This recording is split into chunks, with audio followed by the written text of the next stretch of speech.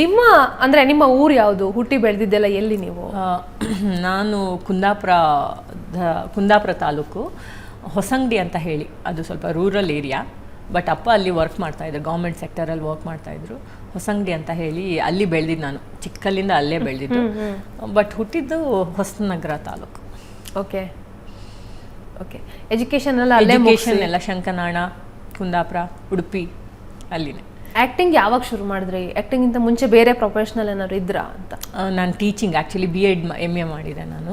ಟೀಚಿಂಗಲ್ಲಿ ಹೋಗಿದ್ದೆ ನಾನು. ಅಂದರೆ ನಮ್ಮಮ್ಮ ನಮ್ಮ ಕಡೆ ಎಲ್ಲ ಅಂದರೆ ಒಂದು ಇದು ಥಾಟ್ ಪ್ರೊಸೆಸ್ ಪ್ರಕಾರ ಒಂದು ಸೇಫ್ ಜಾಬ್ ಟೀಚಿಂಗ್. ಅದು ನಮ್ಮ ಫ್ಯಾಮಿಲಿಲೆಲ್ಲ ಸ್ವಲ್ಪ ಟೀಚರ್ಸು, ಲೆಕ್ಚರ್ಸು, ಪ್ರೊಫೆಸರ್ಸ್ ಆ ಥರನೇ ಇರೋದು. ಸೊ ಅವರೆಲ್ಲ ಐಡಿಯಾ ಕೊಟ್ಟಿದ್ದು ನಮ್ಮಮ್ಮಗೆ, ಇವಳಂತೂ ಮೊದಲೇ ಓದಲ್ಲ, ಒಂದು TCH BEd ಮಾಡಿಸ್ಬಿಡು, ಗೌರ್ಮೆಂಟ್ ಅಪ್ಲೈ ಮಾಡಿಕೊಂಡು ಜಾಬ್ ಗೀಬ್ ತೊಗೊಂಡು ಇದ್ಬಿಡಲಿ ಸಾಕು. ಮೊದಲೇ ನಾನು ಸ್ವಲ್ಪ ಹೈಪರು, ಎಲ್ಲದಕ್ಕೂ ಸ್ವಲ್ಪ ಸ್ಟ್ರಿಕ್ಟಲ್ಲಿ ಇರ್ತಿದ್ರು ನನ್ನ. ಸೊ ಹಾಗಾಗಿ ನಾನು ಯಾವ NCC ಕ್ಯಾಂಪ್ನ ಕಾಲೇಜು ಆ್ಯಕ್ಟಿವಿಟೀಸ್ಗಳಲ್ಲಿ ಯಾವುದಕ್ಕೂ ಹೋಗ್ತಿರ್ಲಿಲ್ಲ ಚಿಕ್ಕಲ್ಲಿಂದ. ಸ್ಪೋರ್ಟ್ಸಲ್ಲಿದ್ದೆ ನಾನು. ಸ್ಪೋರ್ಟ್ಸ್ ಕೂಡ ಒಂದು PUC ತನಕ ಇತ್ತು ಅಷ್ಟೇ. ಆಮೇಲೆ ಮತ್ತೆ ಎಕ್ಸ್ಪೋಸ್ ಆಗೋಕ್ಕಾಗಲಿಲ್ಲ ನಂಗೆ ಸ್ಪೋರ್ಟ್ಸಲ್ಲಿ. ಸೊ ಹಾಗಾಗಿ BEd MA ಮಾಡ್ಕೊಂಡಿದ್ದೆ. ನಾನು ಮದುವೆ ಆದಮೇಲೆ ಬೆಂಗಳೂರಿಗೆ ಬಂದಿದ್ದು ಫಸ್ಟ್ ಆ್ಯಕ್ಚುಲಿ. ಓಕೆ. ಸೊ ನೀವು ಅಲ್ಲಿವರೆಗೂ ಬೆಂಗಳೂರೇ ನೋಡಿರಲಿಲ್ಲ ಅಂತ ಕೇಳಿದ್ದೀನಿ, ಹೌದಾ?